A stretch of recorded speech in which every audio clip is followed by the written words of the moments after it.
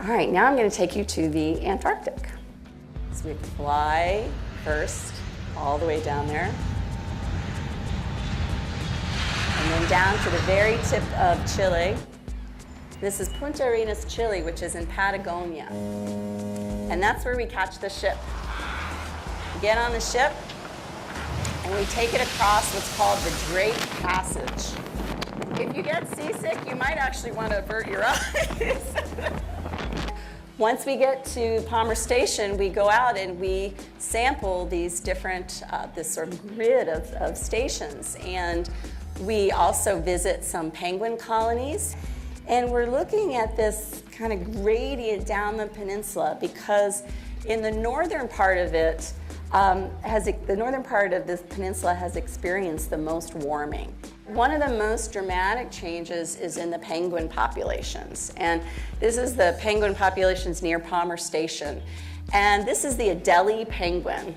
And what is happening is these Adelies are being replaced by these other species, the Gentoo with the orange beaks here, and these little chinstrap penguins that are not as dependent upon the ice. So my part of this project is looking at the zooplankton. And I want to introduce you to Antarctic Krill, which are these little shrimpies here. You can see they feed on phytoplankton. They have these nice green guts. And then these are salps. These are gelatinous zooplankton. And krill and salps are very, very different zooplankton. Krill are a key part of the food web in the Southern Ocean because everything eats it. The penguins eat them, the seals, the whales. Now, salps, on the other hand, are mostly bags of water. They're not very nutritious. And wherever you see these sort of red colors is where there's lots of salps, and where you see blue and purple, there's not as many. But the point here is that we've never, ever seen them all the way down the peninsula. That just doesn't usually happen. And it's because this year there was no ice. It was very warm. And salps prefer very warm, ice-free waters. On the other hand, krill need the ice. They're young in the wintertime, scrape the algae off of the underside of ice, and they use that to survive the Antarctic winter. All